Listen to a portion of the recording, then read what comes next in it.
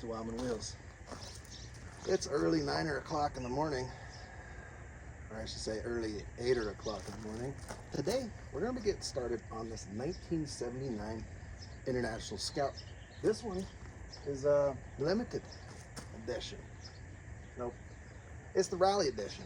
And you might ask, what's a Rally Edition? Well, you got this cool paint job inside of your Scout. You also got it in Rally Gold. You got these cool chrome slotted steel wheels, and you got bigger shocks. They're just larger in diameter. You didn't get like a lift or anything crazy, but that doesn't make it any the less cooler. This guy has been sitting for the last registration date on this is 2007, I believe. It was 2004. It's almost 20 years this thing's been sitting. Picked this up from my neighbor just down the street. Drove by one day and I saw it sitting there and I said, hey, I gotta go over there and ask that guy if he wants to sell it. Went over there and talked to the gentleman and he said, yeah, I'd absolutely love to sell it. And he said, I'll sell it to you for what I paid for it. So I bought it right there. Didn't actually look at it very closely. I just kind of, oh, it was a Scout. I'll go see how much he wants to sell it for. It was a deal too good I couldn't refuse. So I just bought it. Didn't even actually look it over. Went back a couple days later, gave him some cash, signed the paperwork. My buddy Eli, he came over with his pickup, towed it here, parked it. And that's when I got a chance to actually look this thing over and I realized, wow, this, I'm gonna call it a Survivor. Okay, it's got zero modifications on it whatsoever. It's all 100% factory original, and this thing's got less than 30,000 original miles. Now the seller told me, I don't think the odometer's correct, but looking at the thing closer, I'm gonna say, I think the odometer's probably correct. The only thing is, it doesn't run. It hasn't ran for 20 years. The original owner told me that the distributor broke. I don't know what that means, but the distributor broke. So he pulled it out. And he was going to upgrade it to a Petronix distributor. Just never got around to buying a Petronix distributor or actually putting it in. So we're going to do the right thing and upgrade this to an HEI distributor. Back in 2000, Petronix was, you know, kind of the pinnacle of performance at the time. And nowadays we got HEI. And I'm sure here in the next 5 or 10 years, they're going to come out with something else that's going to be even better. And we'll be upgrading it to that. But let's see if we can get this thing running. Pretty excited. We're going to be kind of doing the standard, you know, it's the bog standard, you know, will it run? I'd like to really take this thing out and drive it. It's got some issues with it. The body is perfectly straight. It's in great condition, and I'm not seeing any rust underneath. I am seeing rust in 3 particular places, and the 3 particular places I am seeing rust, it is bad. The windshield frame is rusted completely through, and it was rusted completely through a long time ago, because as you can see here, somebody used spray foam to fill in the rust and then Bondo on top of it. Also, the rocker panels, both the left side and the right side, same thing. They filled them in with spray foam, Bondoed over the top of them, and painted them. So unfortunately, we're gonna have to repaint this Scout, which I'm not too upset about because somebody already repainted this Scout, you know, after they did the spray foam and the Bondo. So this isn't the original color. It's this is more like a maroon brown kind of color. And this thing came in Rally Gold. So well, I would like to go ahead and paint it back to its original color. And I found the actual paint code. So we'll be able to actually get the correct color paint and paint this thing. The other thing is this decal.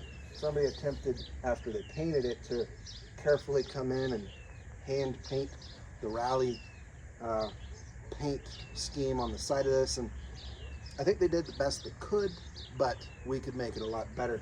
I'm sure there's actually somebody out there that probably makes a vinyl kit for this. And we could just very easily, you know, install this with vinyl, make it look really good. But that's something we're gonna have to do. So real quick, before we got too far, I wanted to tell you what my plan is for this channel. I'm going to be buying and flipping as many cars as I possibly can to try to generate some funds for this channel so we can do more funner things. You know, not just fixing stuff up on the weekends and riding lawnmowers and stuff. I want to get into doing fun projects. Well, fun projects require money, and I'm a small channel and YouTube doesn't pay me anything. So we're going to be flipping vehicles. So this guy right here will be for sale. Maybe one of you guys out there might actually want to buy this thing once we get it all fixed up. So let's get started. Let's dig in here and take a look at this bad boy. So one of the things that I do have to say about these Scouts is one of my favorite. You can see right over there. Look how big this door is. It's massive. It makes getting in and out of these Scouts super, super easy. You can see the actual back of the door is further back than the back of the seat. This thing's massive. It's amazing. But check this guy out. This sucker has got every option known to man. We've got tilt steering wheel. Just a little loose. Something's going on with that. This thing came with factory air conditioner, and it's got the fabled vent. You know, you guys know what vent this is. This is the vent every guy wishes every car still to this day had. I'm sure the ladies probably wouldn't mind it either. 3-speed TorqueFlite automatic transmission, 4-wheel drive, shift on the go.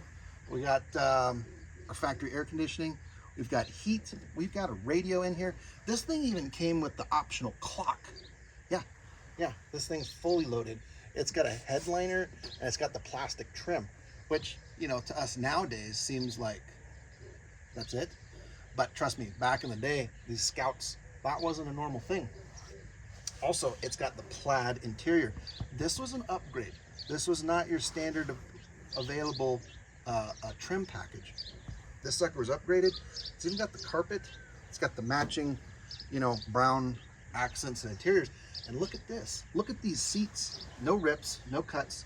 This guy over here, the vinyl, it got very brittle.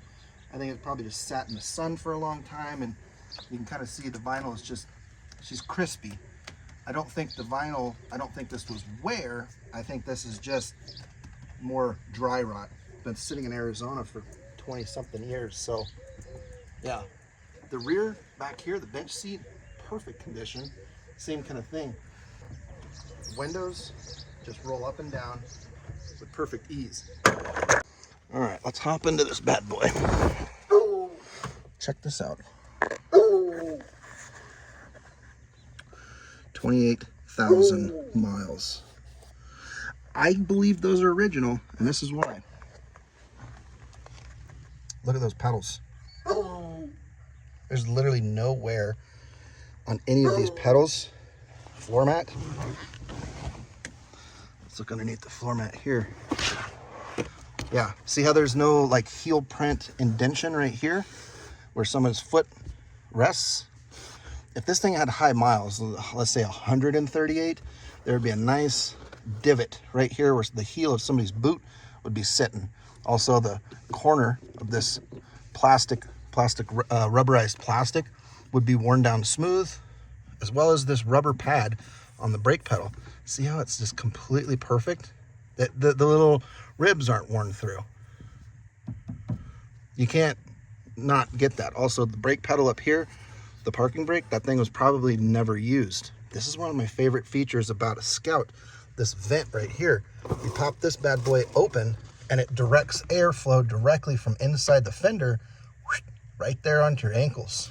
It's got the old school, you know, high beam, low beam lights. And it's got the wing windows. Look at this. Yes. Oh, it's beautiful. They need to make vehicles like this again. Seriously.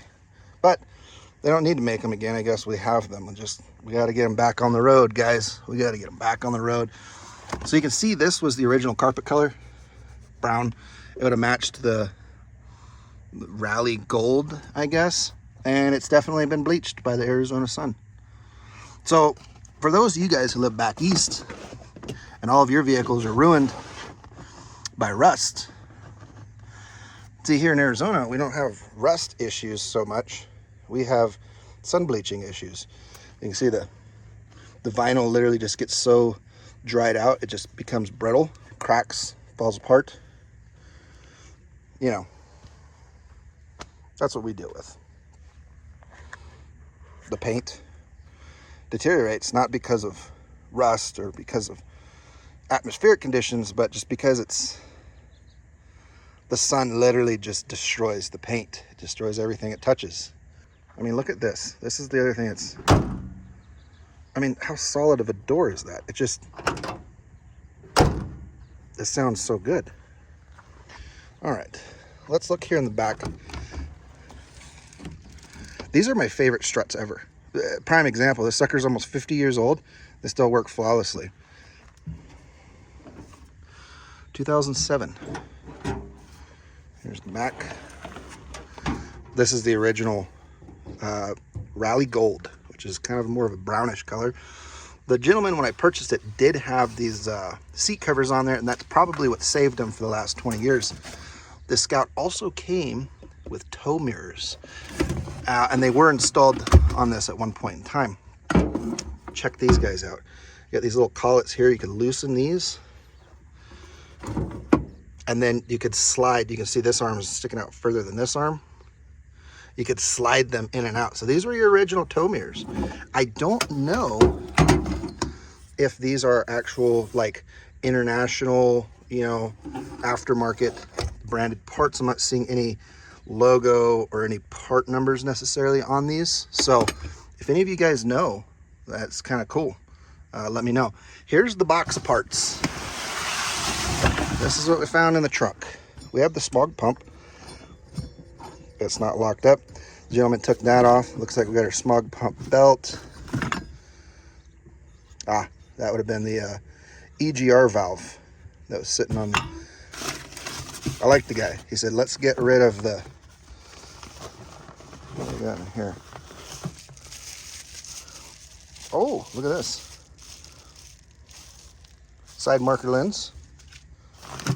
Are there any other ones in there? Just the one. Looks like we have just the one. What do we got here? That would have been a piece of plastic that had been underneath the door card to keep the dirt and dust from migrating its way into the cab. We have a replacement shifter boot. So I wonder if this was the original one. I replaced it. I don't know why. That one doesn't look to be ripped. We have more smog stuff. I think these are the smog injectors that they put into the intake manifold. But here's the distributor here. Oh, no way. I don't see how it's broken. Oh. I don't know. I don't know why he seems to be doing spinny things. It might have internal issues. And I think this style, which does appear to be the Petronic style, may have had internal electrical failure, you know, and you just lost all your innards, and then it doesn't work. That happens. Okay, so here's those little, we actually have two red ones, and that's going to be for these guys right here, these little side marker lenses. So I got two new red ones. The front ones though look like they also are pretty sun bleached and need to be replaced, but we don't have those. We just have the two rear ones, which are great.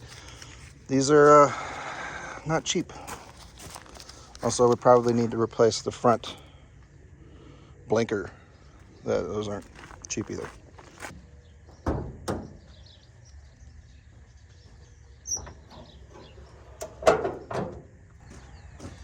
All right, take a look at this. So you can see right here, we still have the distributor cap, and it looks like a mouse house. That's good. Right over here we got the York AC compressor. These guys are absolute units. And in all honesty, a lot of times off-roaders that are trying to get, you know, a good air compressor system on their vehicle actually use these York air compressors. There's a kit you can buy. It's not that much. I think it's like $100, and you can convert a York AC compressor into an air compressor, and then it's belt driven off of your vehicle. They range depending on the York air compressor, depending on the what it was used in, whether it's a compact car all the way up to a, you know, motorhome. They made a couple different variations of it, but you can get it anywhere between 8 and I believe it's 12 cubic feet per minute. Yeah, 12. Like your big shop air compressor probably puts out like 12 CFM too. So these things are actually produce quite a bit of air.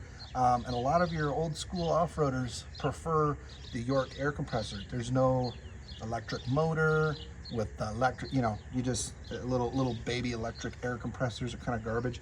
This sucker will run a 1/2-inch impact, like no joke. Throw a little tank in there, you can run a 1/2-inch impact, and you can run this sucker up to a very high pressure, because air conditioning systems can get up to, you know, 150, 200 PSI. These things can handle it no problem. So you can run very high pressure to your 1/2-inch impact if you wanted. But let's check this thing out. This guy right here, this broken diaphragm right here, this was your cruise control. We gotta see if we can find one of these. Good luck. I tried looking around a little bit, and I couldn't find that. Power steering's got a GM style power steering pump.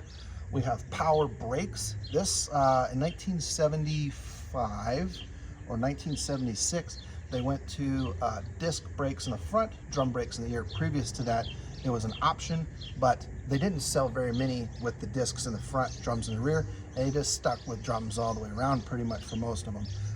So this guy right here has got a 345 V8, 5.6 liter or 5.7. It's so close. Like, does it?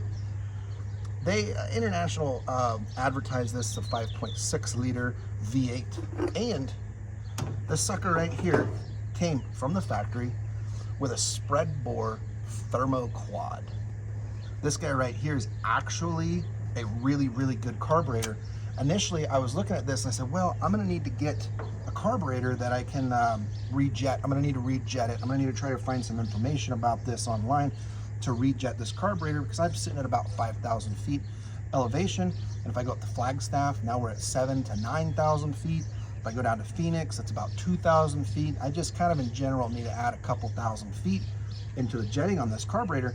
This 1979 was kind of the end. We're at the very last end of carburetors before we started getting into throttle body injection, right? Or some form of electronic fuel injection. It was like the mid 80s, like 82, they came out with electronic fuel injection in vehicles. So this is the last generation of carburetors. So this carburetor actually extremely like high tech for a carburetor. This sucker has the ability to automatically adjust itself based off of your elevation. Yeah, it uses these little doohickey bobs over here to adjust. It's got these little needles that sit on top of the jets, and it moves those guys up and down based off of the barometric pressure and intake manifold vacuum to adjust to either enrichen or lean the carburetor based off the elevation that you're on. How freaking cool is that? But they recommend that you set the carburetor up to its factory specifications, make sure all your vacuum lines are connected properly, and leave the thing alone. It'll automatically attune itself to the elevation that you're in. That's pinnacle carburetor right there. That's freaking awesome, and I'm really excited about that. Our vacuum canister over there for brakes, I'm really hoping that works, because those are not cheap. That's like $500 to get a new one. So the first thing that I want to do is let's get this thing running. Now, to do that, we need to get the distributor going, right? Well, as we could see, the distributor in the back, the guy was telling me it wasn't working, it was busted, and I decided, let's just upgrade to HEI. So that's what I did. Look at that. Davis Unified Ignition, DUI. This sucker is massive, okay? Look at the original distributor cap versus this guy. Now, this one is manufactured specifically to be used in Scouts. So, yeah. The problem is you do have to make a couple modifications.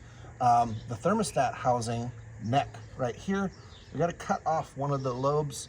It only uses 2 bolts to hold the thermostat housing neck, but as you can see, this adapter piece, this extension here, actually has bolt holes for 4 bolts. But this Scout doesn't use 4, it only uses the 2. So we have to cut off this bolt hole over here to kind of clean that up so we can get this guy to fit in there. We also have to replace the temperature sensor off of here and move it over here. And we got all the fittings and all the stuff for that came with this kit. What's nice about these HEI, these GM HEI style distributors, is they literally require 1 wire. Yep, you put 12 volts keyed right here, the thing runs. That's it. There's a second spot where you can put a second wire, and that wire goes straight to your tachometer. That's it, 1 wire. And if you don't have a tachometer, you don't even hook up the second one. You just hook up the first one. If you decide to put a tachometer in, it's as easy as just running the wire from the tachometer to this. Done. Super, super cool. It does come with vacuum advance. It also has mechanical advance on the inside built in. This is a 1-piece complete unit. Now, the only thing that I'm slightly concerned with is the engine at #1 top dead center. I don't know. I hope so, but that's something we're going to have to do. Also, the other thing I want to do is, before we even start on any of this, I would really like to make sure the engine spins over freely. Make sure that's, the starter's working, it's not locked up, the simple things. So let's make sure the engine spins over. We can spin it over with the starter, and then we'll go ahead, we'll set this bad boy on #1 top dead center. We'll get this guy installed, we'll get it wired up, we'll make the modifications to the cooling system, we'll get this thing rocking and rolling, we'll put some gas to it, see if she makes some noises. All right. We're gonna have to start from scratch, okay? So I'm not even, let's get this out of the way.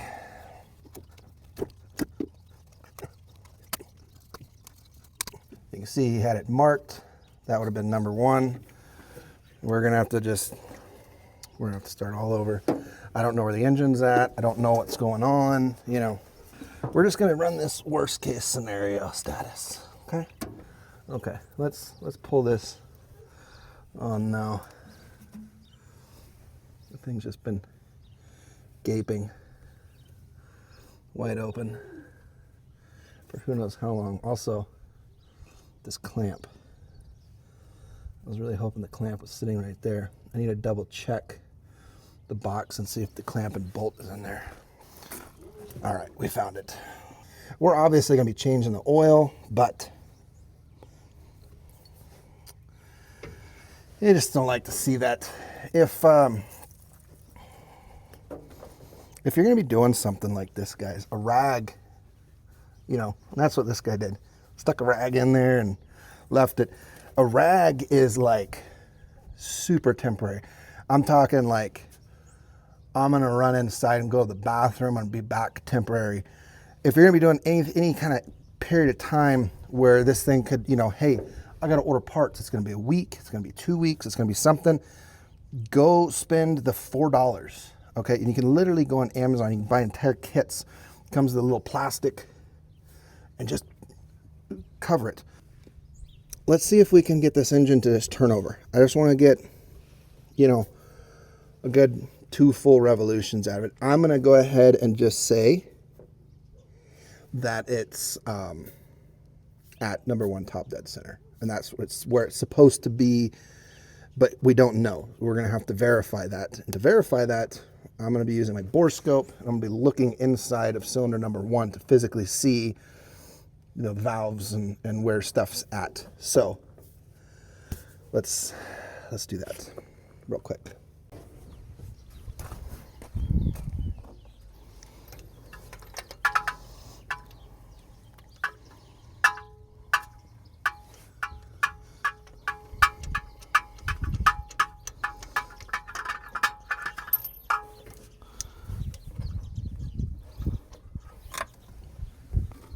Oh, this thing's got brand spanking new spark plugs in it. The only problem with this, we won't be able to reuse these spark plugs. The reason for that is these are copper core spark plugs. And because we're going to be going to an HEI distributor, we're going to be going from like the 10 or 12,000 volts this thing can put out to like 50 or 60,000 volts. And we're going to have to upgrade to iridiums, because if we use the coppers, these guys, and if you notice, you can see that the electrode, this little piece on the inside right here, see how large that is and see how small this one is? That's because this one actually has an iridium tipped copper, and this one is just straight copper. If we use just the coppers, they'll last like 2 days. We have to go with the iridium tipped. They handle the high voltage.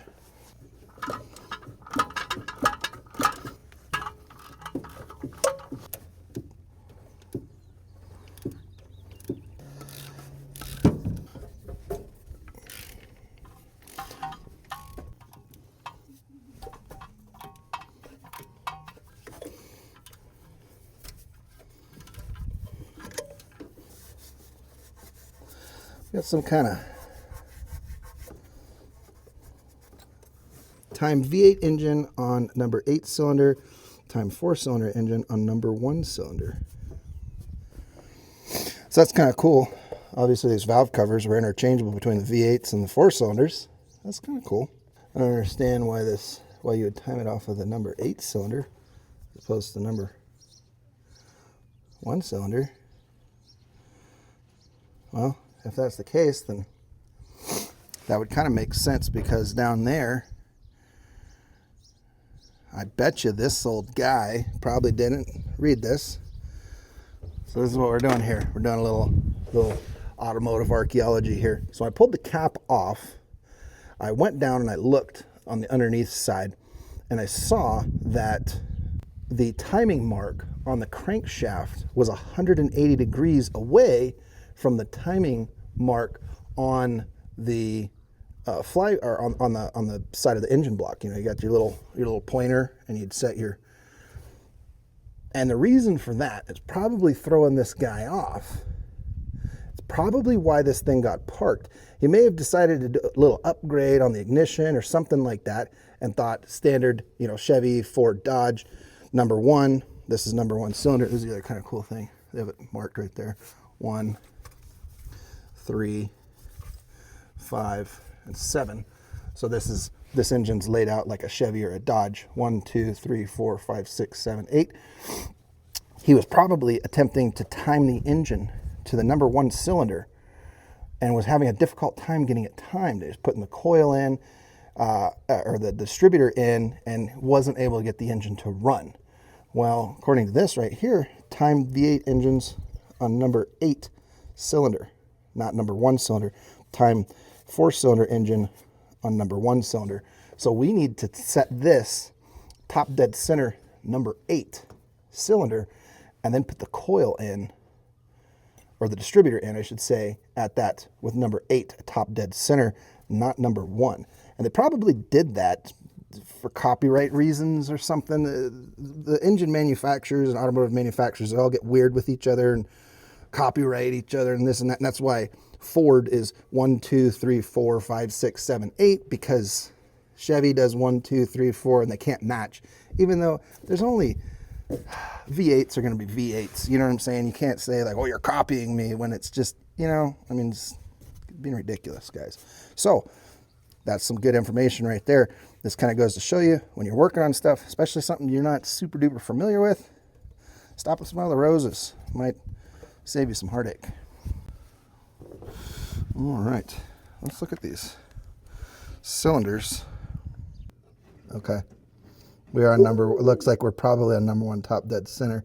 Looks like I'm looking right at the top of that piston, and it is right there. Let's look at number 3.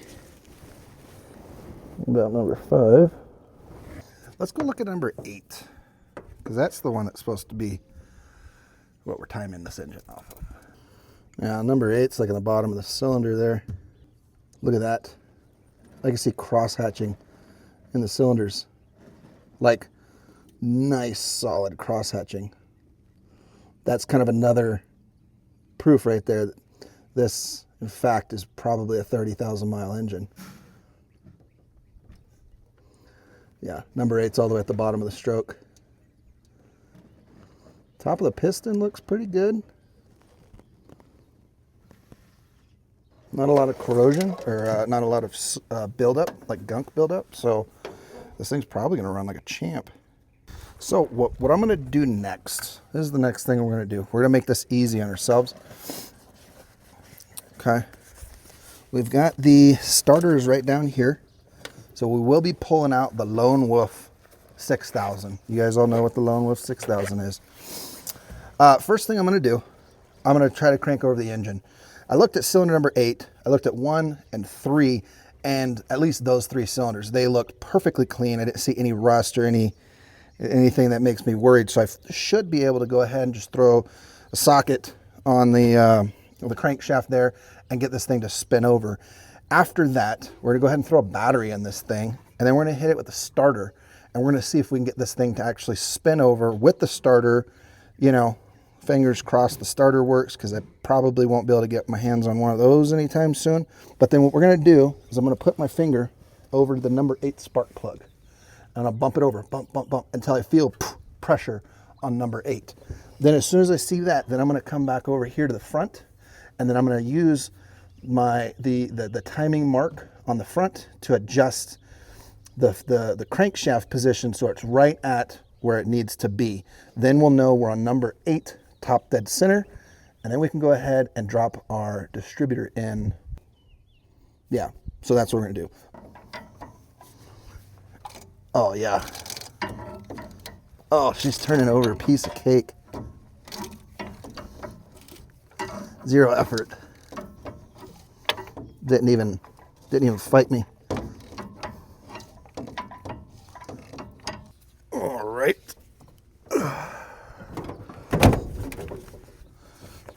Drop that battery down in there. Perfect. I think we're gonna just grab a pair of vice grips and we'll just clamp that one on.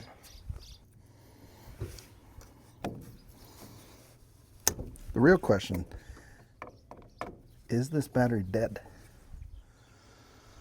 Probably. Okay, we got it hooked up.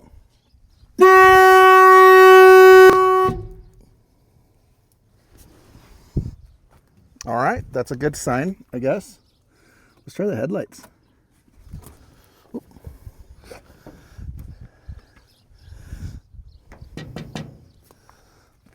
Oh, you know what? You probably have to have the key on for the headlights. Let me go grab the keys. We got the keys, you know, like the guy. But just in case you didn't know, I think this is the original. No, that actually says GM on it. And so if you didn't know, obviously looking at them, you can tell these are original International keys right here. And those suckers are worn down. They've been riding around in somebody's pocket for a long time. They're actually brass. But International used GM ignition and door locks and things like that. So you had your square one for the ignition, you had your round one for the doors. See if you make some noise. We know the horn works.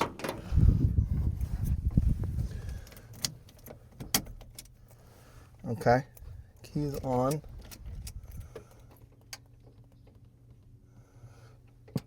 Oh. Oh, no way. Is the radio?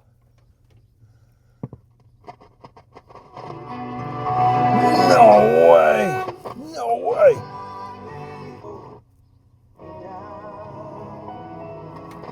Wow. All right, do the lights work? No way. We got running lights too? Psh. We put this thing on the road this afternoon.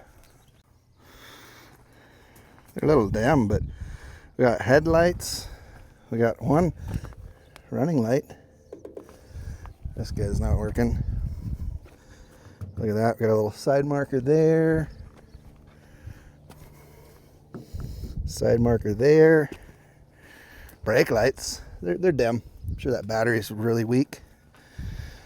We got lights. We've got radio. That guy's working. Wow.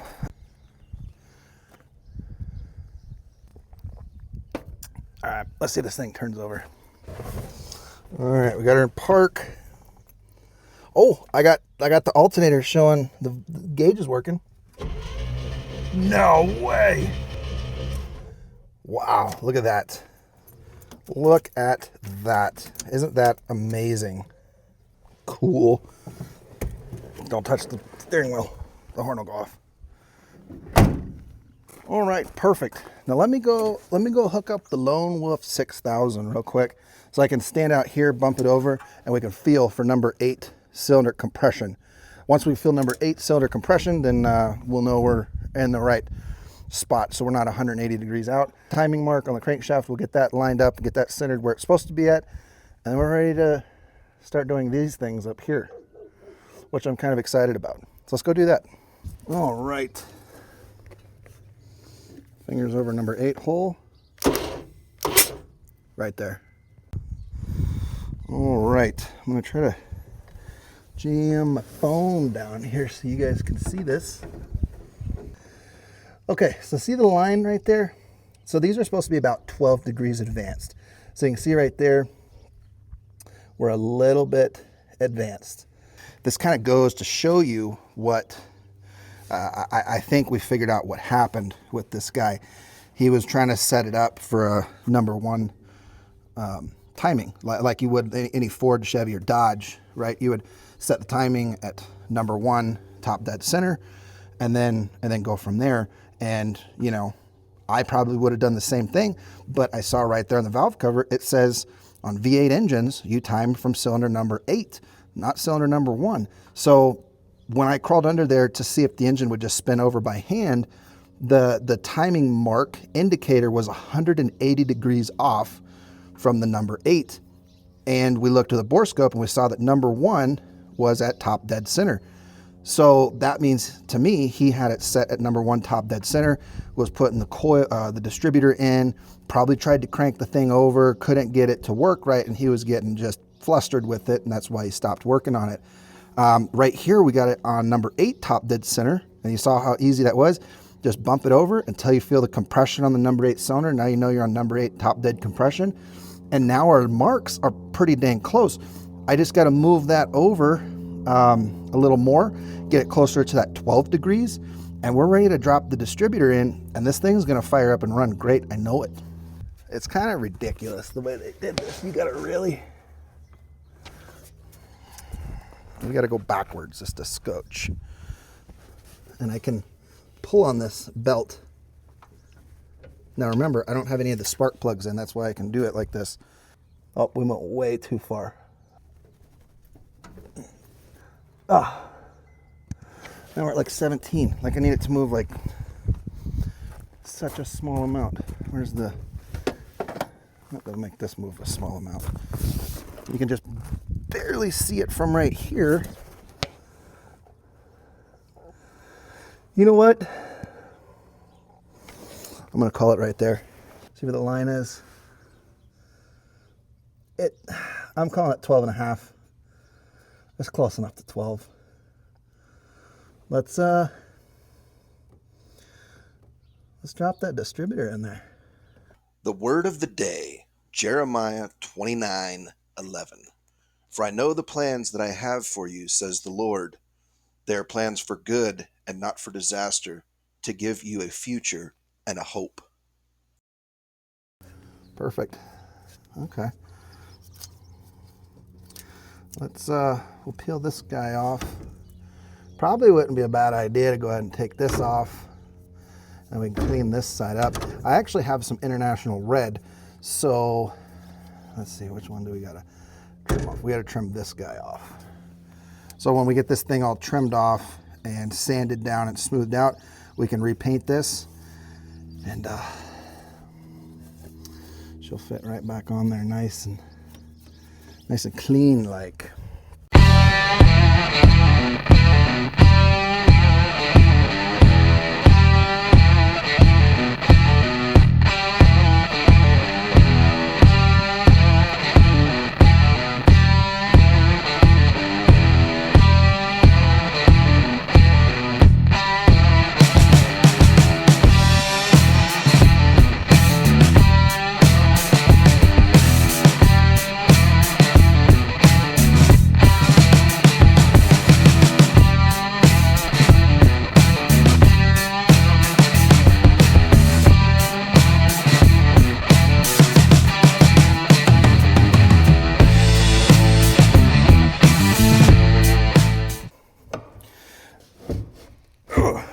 This thing's probably never been off.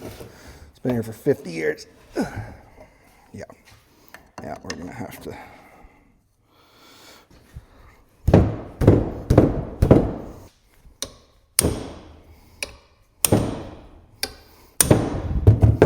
Now, I wanted to show you guys, okay, what's the difference between a professional mechanic and a home, weekend warrior kind of guy? Not much. The only difference is the professional mechanic knows when to stop. That's not working. Stop, shift, pivot. And what do you shift and pivot to? So I'm going to show you right here. We threw a much larger adjustable hammer on it, put some heat to it, whipped out the old propane torch, put some heat to it, and all it did was just break. So stop, shift, pivot. What I'm going to be doing next, we're going to be welding a nut onto the top of this. This is steel. I'm going to grind the top of this down so it's nice and smooth. Then we can get some good electrical connectivity. We're going to put this nut right on top of that, and we're going to weld this nut on. And then we're going to be using a ratchet, not an impact, a ratchet. We're going to be putting force onto that. I wanted you to notice when I was grinding on that, see, there was not a lot of sparks. That's iron.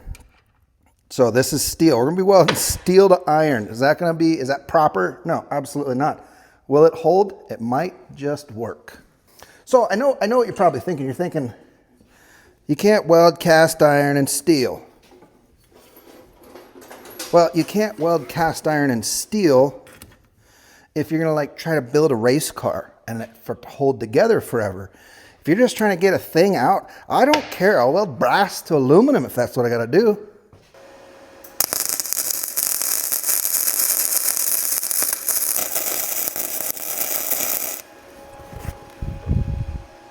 What we're doing with this by just welding this on, I could have ground that down a lot flatter and took up a lot of that space and then welded this on, but I didn't. Why? Because I'm giving myself the opportunity to pivot again and move into a different direction to apply more or different forces onto this. So what I'm doing is I'm leaving myself options to move forward with this. I'm not necessarily expecting this to work first try. I'm really not. It's probably going to break off. If it does, I got more nuts. I'll try welding one or two more on, see if I can get a little more heat into it to kind of help pop it off. But if it doesn't work, at the end of the day, I still need to have an option for me to move to plan C. We probably could, if we wanted to, weld it underneath here. I kind of want to do that. I'm going to try to make this option work. But if it doesn't, I need to leave myself room for another option.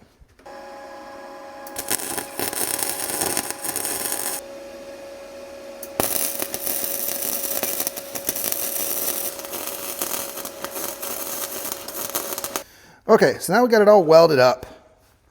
Step one is do not immediately try to torque on it while it's hot. Give it a second. Let her cool down. Ugh. I don't think that's going to break off.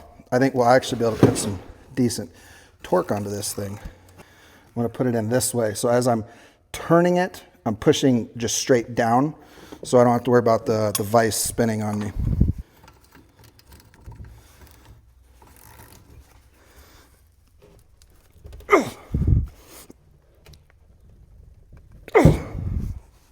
Wow. All right. 3/4 inch. Let's go grab bigger wrenches. Apply more torque. All right. 1/2 inch breaker bar. There we go.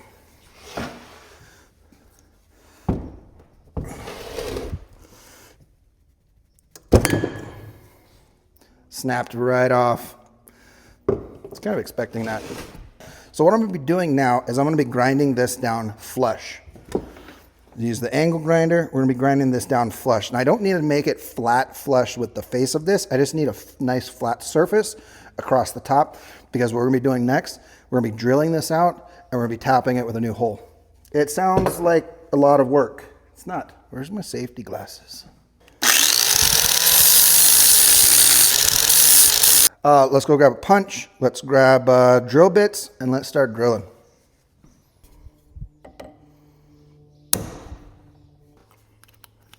I'm trying to instill confidence in you to get out there and try this on your own, right? And so I'm trying to show you that, hey, even on, you know, stuff like I'm on camera, right? Now I could just turn off the camera and be like, all right, let's pull this out, turn off the camera, spend 2 hours getting this out, and then pop back on and be like, all right, so we got this thing back together. But no, I want to show you. You might run into this same problem too. You don't want to spend $100 buying a new thermostat housing, so I'm going to show you. Let's fix this thing.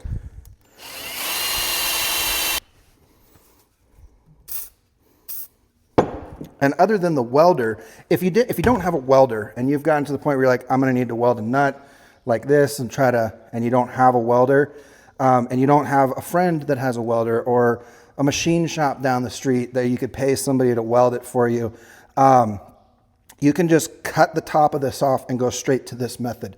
This is going to come out. We're drilling it out, and then I'm going to go buy a tap, and then we're going to tap it, and it's done.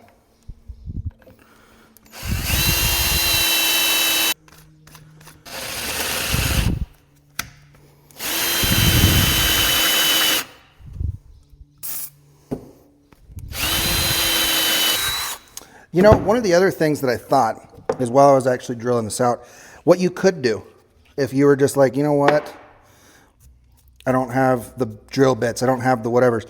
This is the thread pitch for the actual temp sensor itself. We could drill this out to we could go get a tap that's this size for the temp sensor. We could drill this hole out to the proper size for the tap and then tap into this plug. It's cast iron, it's glued in there, it ain't going anywhere. Drill this out, then we don't even have to use this guy. I think I'm going to do that. I want to show you that you can make this work no matter what. We're going to make this work. So that's what we're going to do. I'm going to run down to Ace right now. I'm going to go buy the proper tap for this size plug. All right, we went out and we got ourselves a tap, 1/4 inch by 18 NPT. See how it says right on there? 7/16 drill. Perfect. We only drilled it out to 3/8, so we're good to go. So let's get it drilled out to 7/16. Let's run the tap in, and then we'll just go ahead and put the temp sensor directly into this plug right here. We don't need to put the brass one in because that one's glued in permanently. We're gonna drill it out. Here we go. Okay, perfect. Now the key is with these, most people don't know. When you tap something with a standard tap, you want to run that tap all the way through, right? If you look at it, there's basically no threads here, but then as you get up, you get into the straight, and then you can go ahead and finish it all the way at the top. You run that sucker all the way through your piece of material, make those threads nice and clean.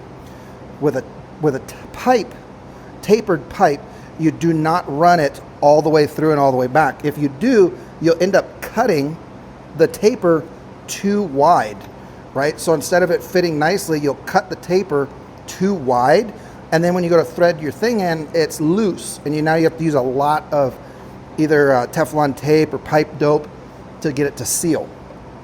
The general rule of thumb for the industry is 5 threads. So you're gonna start at the top, count down 5 threads. I'm gonna put a mark. I'm gonna use red paint right here.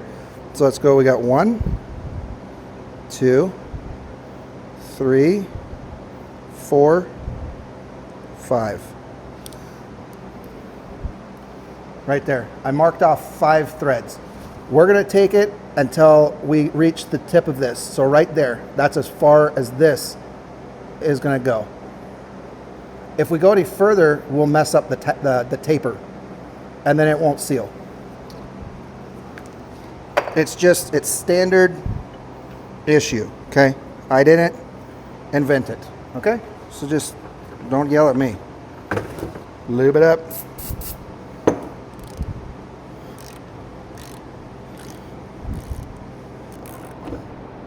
Okay, so if you look right there, we've made it to our red mark. That's our 5 threads. We're stopping there. We're backing her out. We're not going any deeper. Man, that threads in super nice. It's beautiful. Where's my adjustable hammer? Can we tighten it down?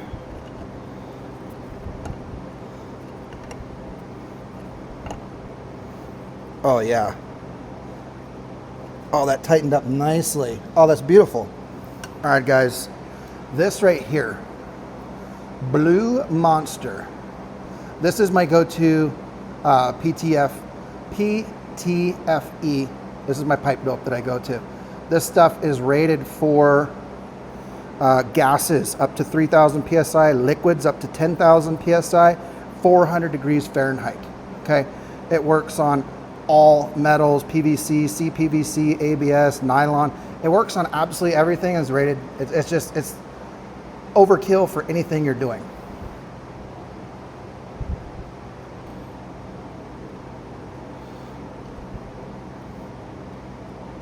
There she goes. We're ready to install the HEI distributor. I can't wait because I think this engine's just gonna fire right up. I think it's gonna purr like a kitten. I really do. And I can't wait. So let's just go do that.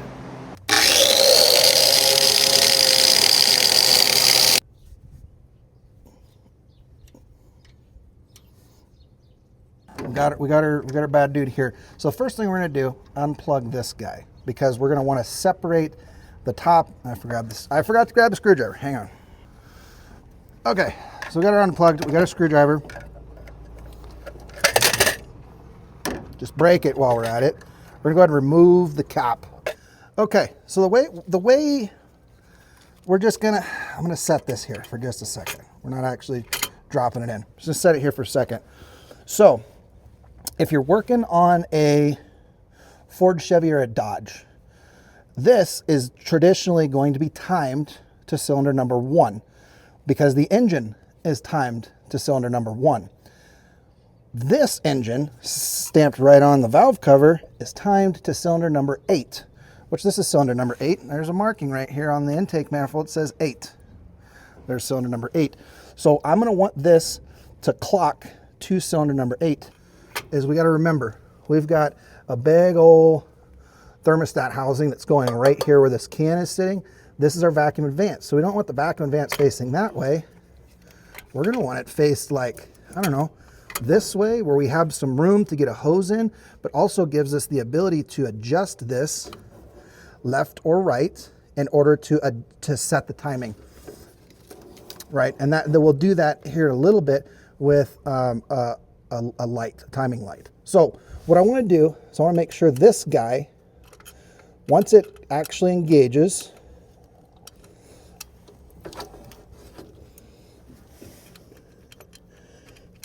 I want it to point towards cylinder number 8, which it kind of looks to me like it's pointing towards cylinder number 8, just like that. It just kind of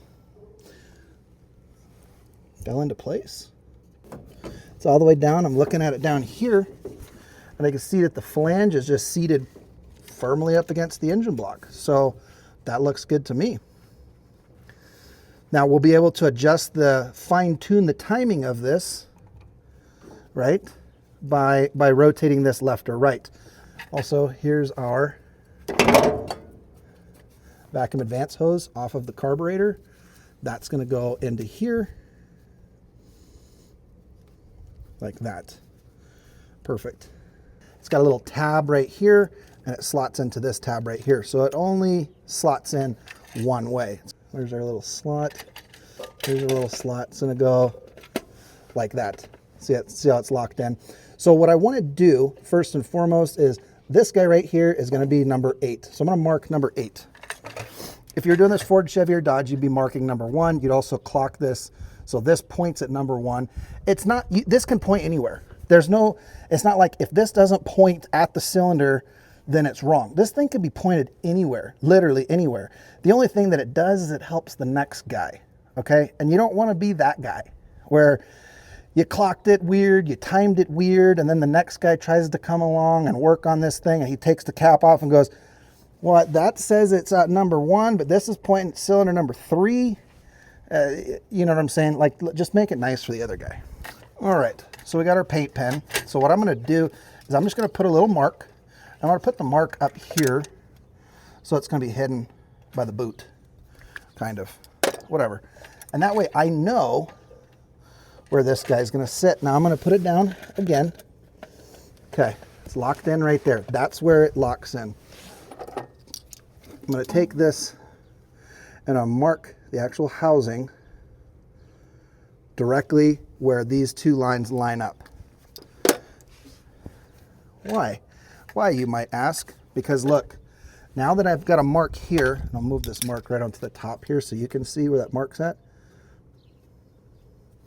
That's where number 8 is going to line up. So I want to move this until this and that mark are exactly lined, or as close as you can get it by eyeball. It doesn't have to be exact, right? So that actually looks pretty spot on right there. The reason why I say it doesn't have to be exact is because what you're going to do before we actually tighten this bolt down all the way and just like lock it in place, what we're going to do is we're going to go ahead and start it. We're going to start the engine, use a timing light to verify the timing of the engine and make sure it's set right at 12 degrees before top dead center at idle. And we'll be able to adjust this left or right to get our timing right where we want it. Then once it is, we shut the engine off, we tighten that bolt down, and now our timing is set. So it's not super duper critical that this is exactly spot on, but it just kind of helps to keep stuff aligned and it makes it easier in the end.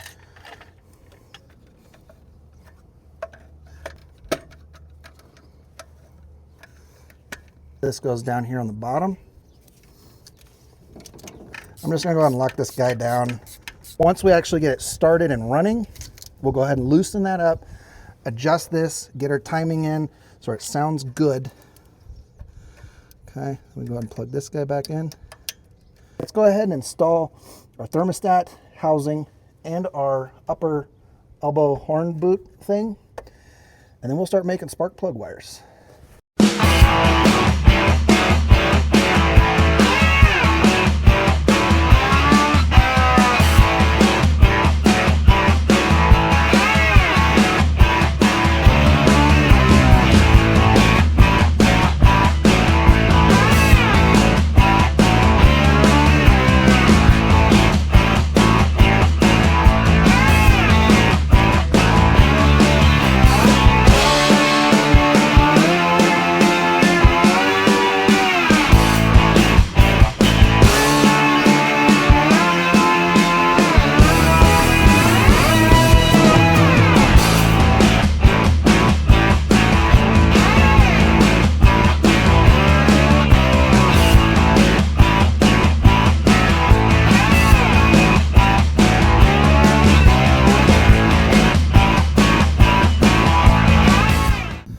Right, so I went out and I bought these Street Fire. They're MSD coil wires. The reason I got these, okay, I watched a YouTube video of a guy installing this, right? And he bought the wires that were specifically designed for this. And maybe it was the way the guy routed the wires. I didn't like it. It looked to me like the wires were too short, and he was really just kind of working hard to get the wires to kind of work. They were crossed over and running on top of stuff, and I just really didn't like it. So I went out and got these guys, okay? These are really, really long. There's like 2 or 3 of them that are like 56 inches long, like we're pushing 5 feet long. And then there's a couple that are 46, a couple that are whatever, all the way down to like 3 feet. I think 3 feet's like the shortest one they got. Which obviously that spark plug is not 3 feet away, but I'll be able to route the spark plugs nicely, you know, make it look good, right? You're here, you're putting in all the effort to do this, like we're gonna do a good job with it, right? So that's where I'm at with this. So I got these spark plug wires. I'm gonna be using these guys and we're gonna be routing them. We're gonna try to make it look as nice and clean as we can in here. And so that's why I didn't get the ones that come with this. These were also way cheaper. I think the set of spark plug wires for this is 150 bucks. These were 69. So, and these ones are designed specifically for HEI. All right, we got them kind of roughly routed in. We got our little MSD, little clippy dealies here, routed down. This actually has this nice little 4-wire mount right here. I did go ahead and get those originals mounted in here. So we can, that one's gonna go over here. That one's gonna go over here. So we got those, so that'll kind of trim those guys in there. Same with this guy back here in the back for those two back there. This side over here, we got our couple little wires here we need to connect to that. But we've got our wires coming all down in through this 4-piece right here, because this one doesn't have the little wire management piece built into there. And then also it's running down to this guy and down to this guy, running down to each of those cylinders. I think that looks fairly clean. There are like 2 wires where it's just like this wire from over here needs to just wrap all the way around over to there, and this one needs to wrap all the way around. But for the most part, we've got 1, 2, 3 wires that all kind of work their way this way, and there's kind of 3 on that side that work their way that way, but then there's just 1 on either side that's got to cross over and be the weird one. Alrighty then. All the spark plug wires, we got them all built, we got them all made. The distributor's installed. I did go ahead and install the wire for the distributor there off camera, just because, you know, I only have a little bit of 2-stroke. I thought I had more. So truck's gonna be able to run for 14.5 seconds and then immediately die. I'll go ahead and put a little bit in each of the bowls.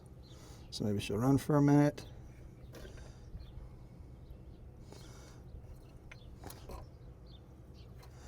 Just go ahead and flood it while we're at it. The key's rolled forward. Let's see what happens.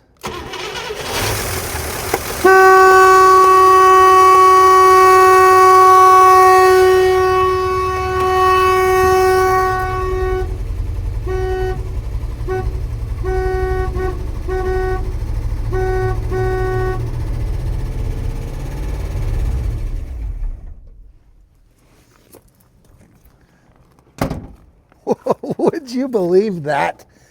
She fired right up and she sounded good. Little miss here and there, but I think we can work that out. Also, I haven't even thrown a timing light on this thing. We still got vice grips holding the battery cable on. I mean, we got a long ways to go. I'm sure there's plenty of vacuum leaks. We got a lot. Let's fire this thing up. We got a little bit more gas.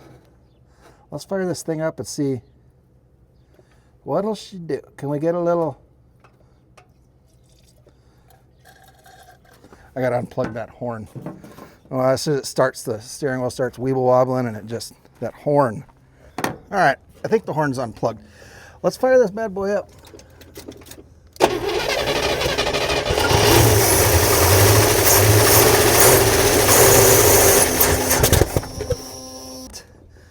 She runs, and it just fired right up. Man, I'm excited. I want to get fuel directly to the carburetor first and just see what if the carburetor kind of carburetes, and we can run it around for an afternoon, just have some fun with it. So we got to see if the fuel pump pumps fuel first off. I think I might just hook up a gas tank off to the side. We'll nurse it. I'll grab some more 2-stroke. We'll nurse it, get it running, see if we get some fuel pumping into the fuel pump, and then kind of go from there. If that's the case and that does work, and once the carburetor actually has a nice fuel supply, if it keeps running and we can kind of, I don't know, use it a little bit, then we'll look at the fuel tank. Make sure the fuel tank holds fuel. Make sure we can get fuel from the fuel tank to the engine. That's kind of important. And then at that point, we could take this thing for a trip, a little road trip. I don't know where we go, probably just around the block, but we'll take this bad boy out. Then after that, we can come back and we can really start messing around with the carburetor and pull the carburetor out, rebuild it, get that thing cleaned up, tuned up the way it should be, and just the list goes on. We got fenders. We got to change out the windshield frame. That's completely rusted through. The rocker panels. This thing doesn't even have matching tires on it. There's 4 different tires on it. Doesn't have any coolant in it. I mean, we got, the list is just, but hey, we got the HEI installed and the thing fired up instantaneously, no hesitation. And it actually sounded pretty good. She had a little rumble to her. I liked it. All right, that's going to do it for this week. Thanks for stopping by, checking out this Scout, and tune in next week. We're going to keep this thing going. We're going to make this thing into a sweet off-road rig. And like I said before, this bad boy is going to be up for sale. You could be the one that goes out and buys this. Have yourselves a wonderful weekend.